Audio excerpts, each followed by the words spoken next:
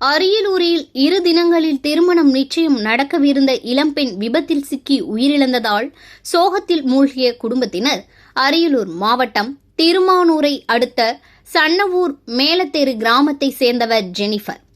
இவர் திருமானூர் அஞ்சல் நிலையத்தில் அஞ்சலக புறநிலைய ஊழியராக கடந்த 2 ஆண்டுகளாக பணிபுரிந்து வருகிறார்.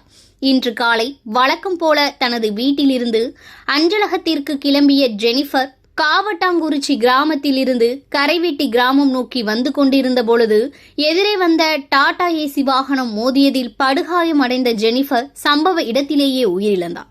விபத்தை ஏற்படுத்திய வாகன ஓட்டுநர் தப்பி ஓடிவிட்டதாக கூறப்படுகிறது.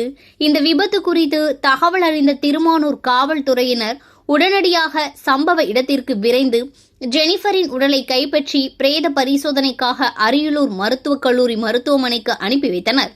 உயிரிழந்த ஜெனிஃபருக்கு 2 தினங்களில் திருமணம் நிச்சயம் நடைபெற இருந்தது குறிப்பிடத்தக்கது. மேலும் வருகின்ற ஜனவரி மாதம் திருச்சி மாவட்டம் புள்ளம்பாடியை சேர்ந்த ஜெரோம் என்பவருடன் இரு வீட்டார் இணைந்து திருமண ஏற்பாடுகளை செய்து திட்டமிட்டு இருந்ததாகவும் கூறப்படுகிறது.